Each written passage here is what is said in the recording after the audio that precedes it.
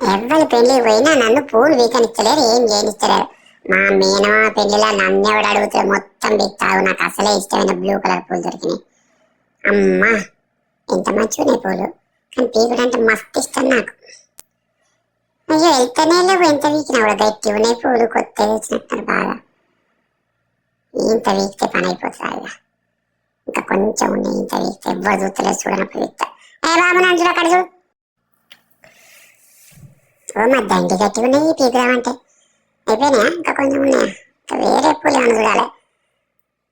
అయిపోయినాయి, సమాప్తం. మా అక్క కన్నా ఇద్దాం ఆ పూలు. అమ్మో జింకలు పెట్టిండ్రుడా.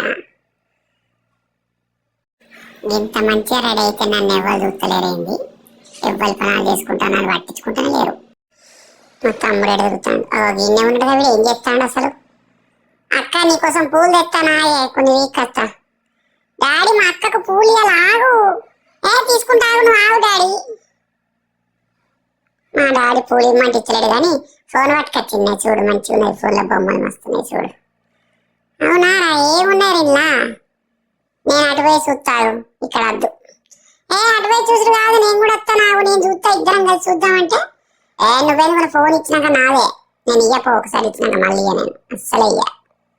అరే ఇమ్మంటే అట్టు చూపుతాను, ఇద్దరం కలిసి చూద్దాం, ఆగే అనవసరంగా గుంజుకోకు. మళ్ళా మా డాడీ ఇస్తాడు నన్ను.